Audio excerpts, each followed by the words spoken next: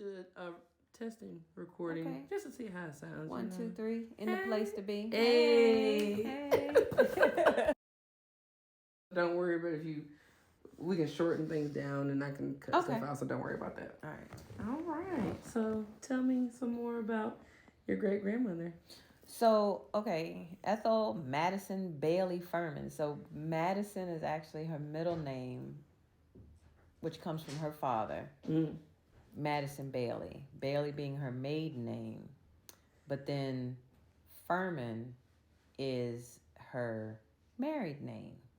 But it's actually her second married name. I saw a lot of names. I saw a lot of names. Yeah, I saw a couple names. So most black folk back in the day did not get divorced. They may have separated, but they were still legally married. She, was married prior to my natural great grandfather, and that last name was actually Henderson. Okay. And was it Henderson?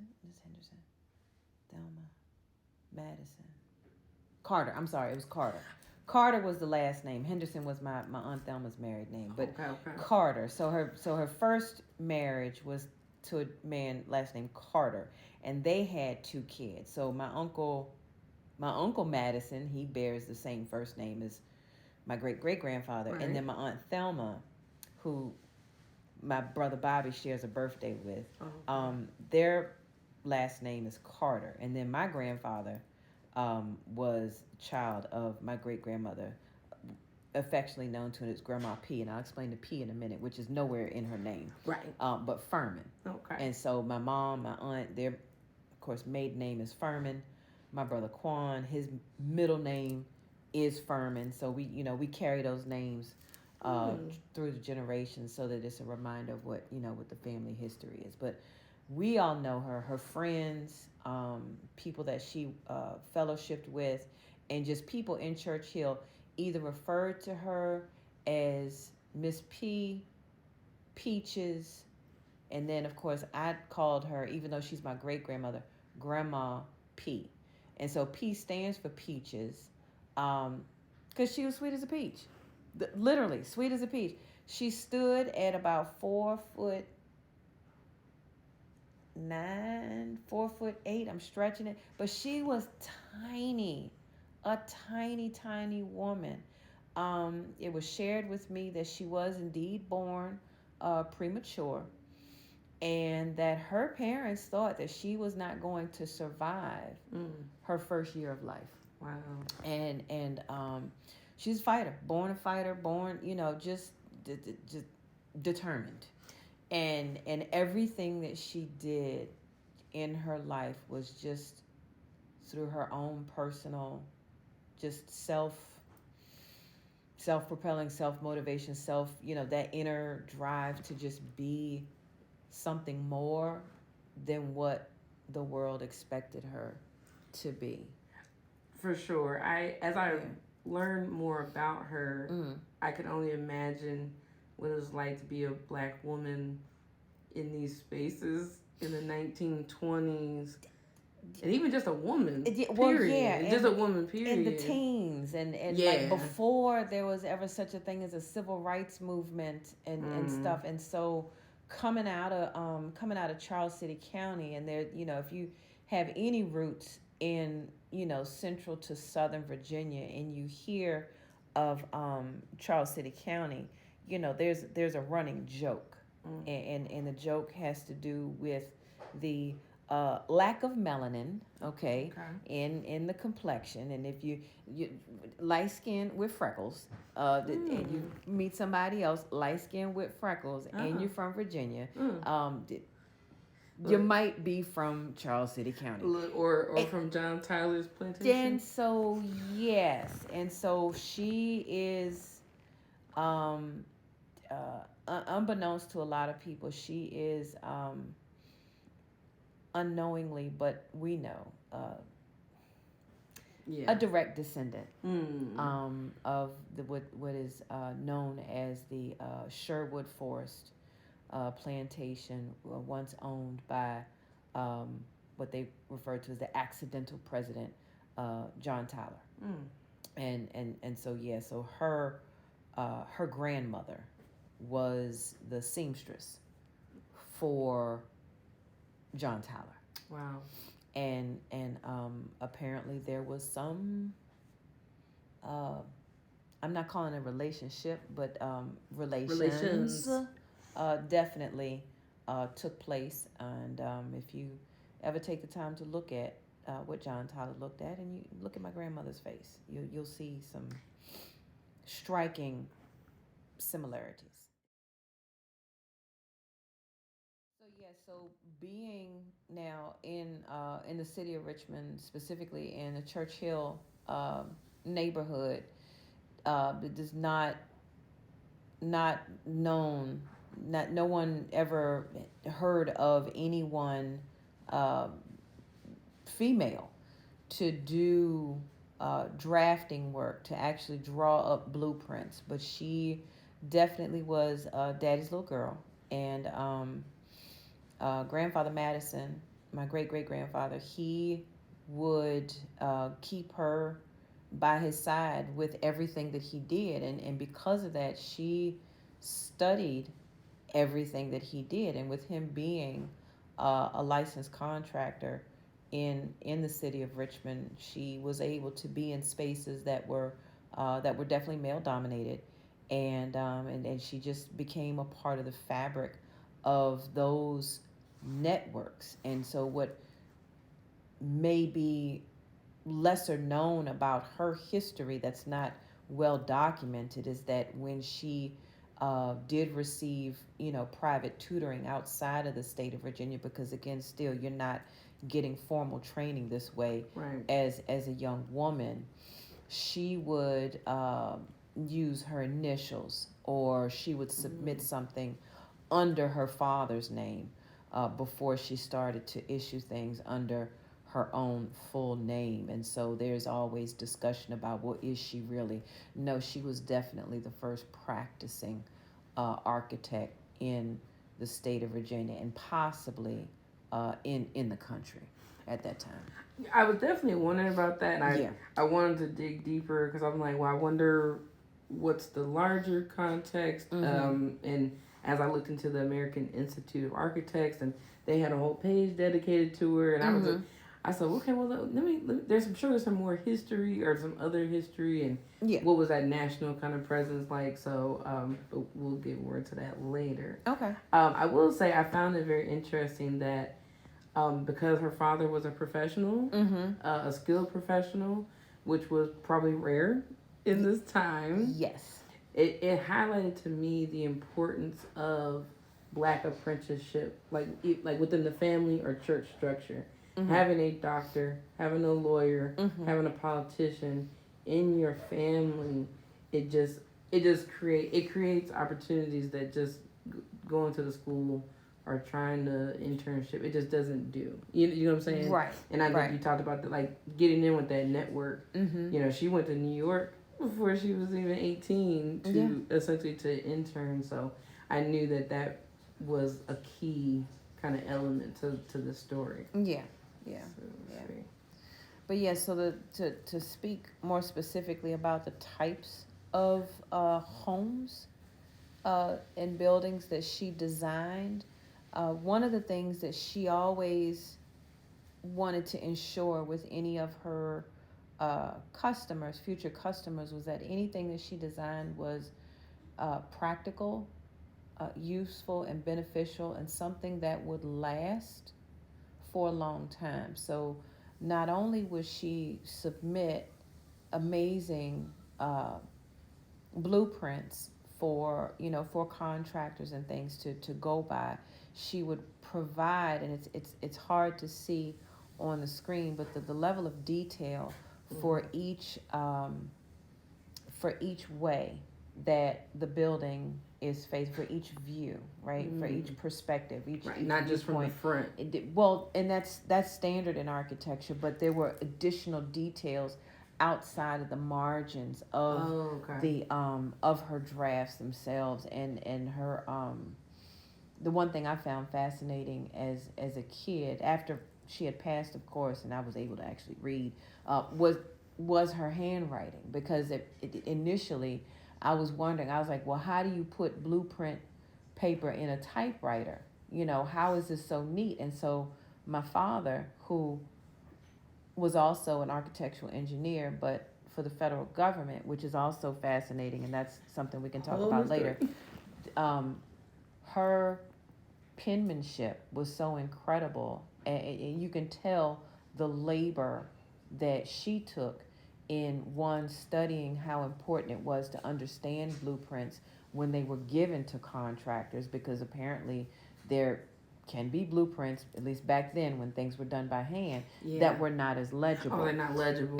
So she took the time to do something absolutely incredible, and that was to provide additional context, all the way down to the types of materials that she knew families would need to help maintain the structure, the insulation, you name it. She took time to painstakingly break down everything that a home or building needed so that it would indeed last a lifetime. Yeah. I mean, and clearly they have. I mean, there's so many buildings that I discovered that she was a part of designing. Can you tell me more about Fourth Baptist? So Fourth Baptist Church up in Church Hill was the gathering ground for the family for Easter Sunday. Now, me not growing up in Richmond and growing up in Alexandria, and then my aunt's family growing up in here in Petersburg, we would meet up at my grandparents' house, and of course my grandfather, being the patriarch of the family, he would proudly carry us all to Sunday school. Us, his two daughters, my mama, aunt, and all the grands, all the grands at the time, and we would go in, and our Sundays were always at the hat, gloves, white patent leather shoes with the lace side with the bow and the frills, and that was a whole vibe, and everybody knew there's the Furman family. Wow. And they knew exactly who we were, who we descended from. And my grandfather, my Grandma P's youngest child, my granddaddy lived, he would proudly stand when they say, are there any visitors? Mind you, deacon and trustee, he's standing up, and he said, I just want to introduce my family. And he would introduce all of us. All right. How old we were, what grade we're in, and everybody just and they clapped and clapped. But it was the love that Fourth Baptist Church, which was actually my great-grandmother's home church. Okay. And she poured so much of her time and heart, and she taught Sunday school there and helped out in so many different ways with so many different missionary groups and things, to give back in a way that we don't see as often anymore in our community. So for her to be commissioned by her home church to design the educational wing to Fourth Baptist, that for her, true, like over time and in our family history, she has always said that was her labor of love. I was just going to say, that came from a different place. Yeah, that was a different place and space. And so going there today, it's like when I walk in, I just get, it's such a warm, loving vibe. And I don't know anybody at Fourth Baptist Church, right. But I feel like I'm coming home every time I go to Fourth Baptist. And I know that she's also designed other churches, and I keep saying I just need to take a tour of churches that she's designed. There's one in New Kent, I think it's called Mount Nebo, and then there are a few others. But then the homes, and this is the thing that my grandfather shared with me, a lot of the homes that she designed, unfortunately, were torn down. Oh no! Because they were so modest. It's small, and as we, over time, society is more materialist. They're making bigger homes, and so the footprints, we're not able to see the footprints of a lot of homes because other newer, larger homes have been built on top. So when thinking about my granddaddy, him being the youngest of my great-grandmother's children and the only child of her second marriage, he was just a man's man. I'm not quite sure how to describe him. My granddaddy, like, I felt like his hands were just the biggest hands I'd ever seen in life. But he was the most amazing gourmet chef. I try to put those two together. Right. It's incredible. But he fought in World War II. He was a veteran. And because of the GI Bill, he was able to attend Virginia Union University. And a few years after his arrival, my grandmother hit the campus of Virginia Union. Now, by this point, my grandfather pledged the Gamma chapter of Alpha Phi Alpha, and he noticed my grandmother when she was a part of the Ivy Pledge Club, is what it was called back then. And the tradition on Virginia Union's campus back then was that the members of Alpha's Gamma chapter would select one of the young ladies from the Ivy Pledge Club just before they crossed and officially became AKAs to be the next Miss VUU. And so my grandfather had been courting my grandmother for some time, and so he emphatically encouraged, nudged, and convinced his brothers to vote unanimously for Miss Josephine Epps, now Furman, to be Miss VUU for 1950. And so my grandfather and my grandmother together were married for 65 years. Wow.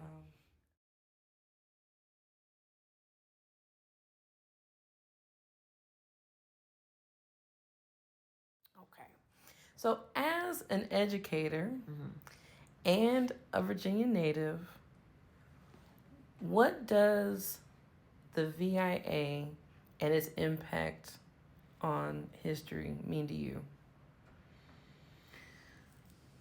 So the VIA, and it's funny because while I'm not actually a part of it, I definitely am legacy to that. And what I know, both with my roots here in Richmond, with my family that I've shared with you here, as well as my hometown of Alexandria, and the same values and traditions that are deeply rooted there in Northern Virginia, it is what I would affectionately refer to as the cornerstone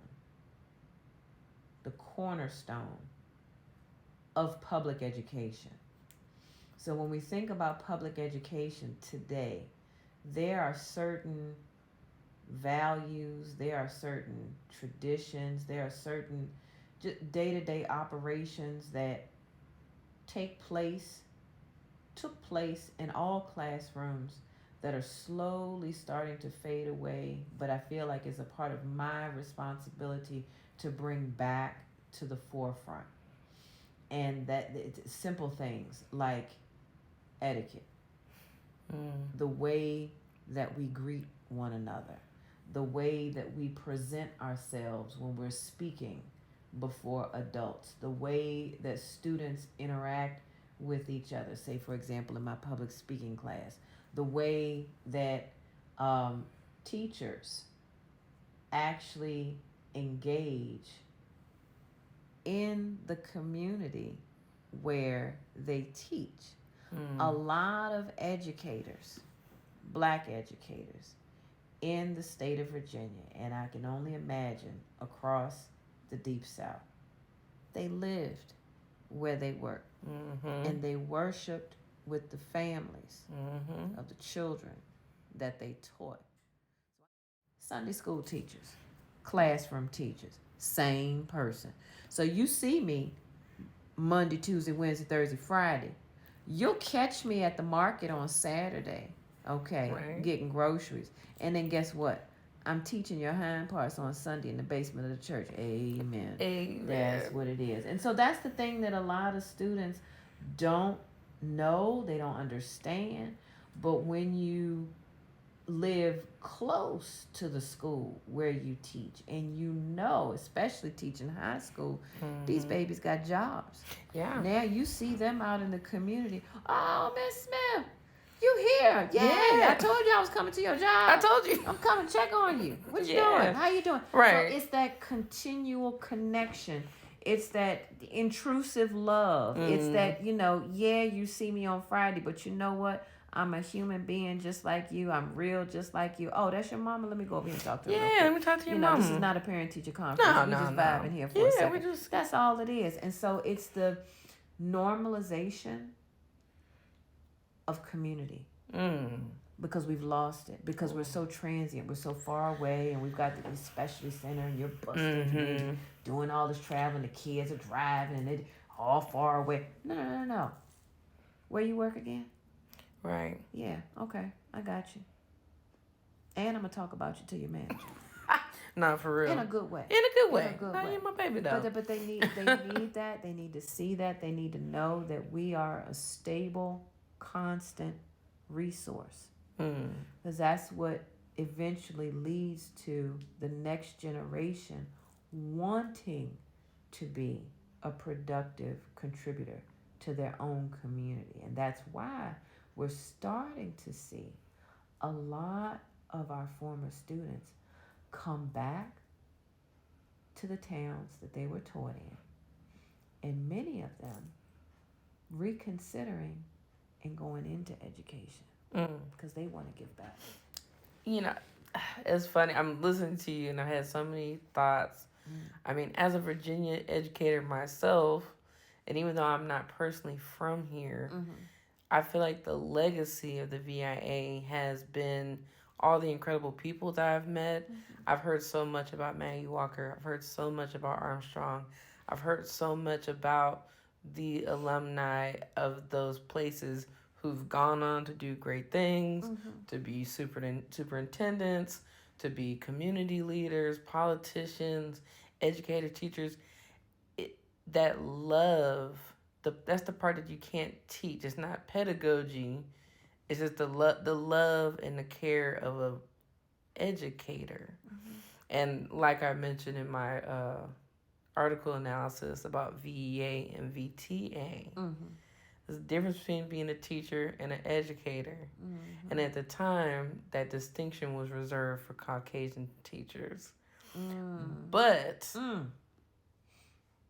it is in the act of educating that the distinction is truly made.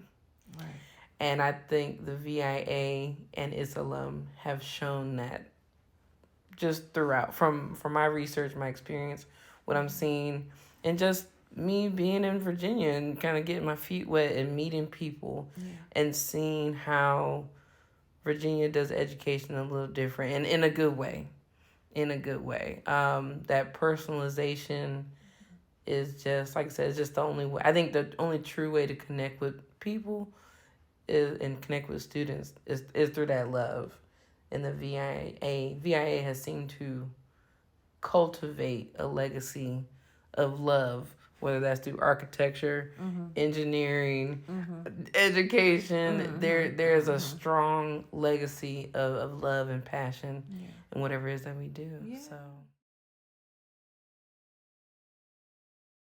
as I concluded my research, I realized that Ethel Bailey Furman's legacy is just as much about architecture as it is about innovation, as much about Black power as it is about female empowerment, and as much about excellence as it is about education. I've noticed that there's a community component to Black history that shapes the unique and treasured figures from our collective story. Pioneering alumni from the VIA schools, such as Armstrong High School, became agents of change and progress within their communities and beyond. Much like the critical autobiography, this project helped me understand the importance of creating cohesive narratives about our culture and history so that the lessons of the lives lived are not lost. Without people like Sonia Smith and the Furman family, who prioritized keeping Ethel's memory alive, the awesomeness of her story would have been swept up in the tides of time, and that would have been a great tragedy indeed. She is Armstrong history. She is Richmond history. She is Black history.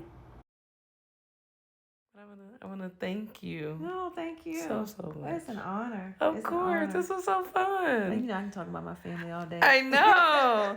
I've learned so much. So look, I got to cheat on this assignment a little bit because I already knew so much, but I also knew the value of having this story shared, and I knew that you would appreciate it. And I just want to say, for the record, on behalf of my mom and my aunt, two very strong Furman women, they thank you as well for even considering their grandmother, my great-grandmother, to be a part of your doctoral journey. Oh, of course. Yeah. Oh, I love you, friend. I love you more. Thank you. Thank you for being a friend. Oh, yeah. Travel down the road, back again. Hey, so we started from the bottom, now we're here.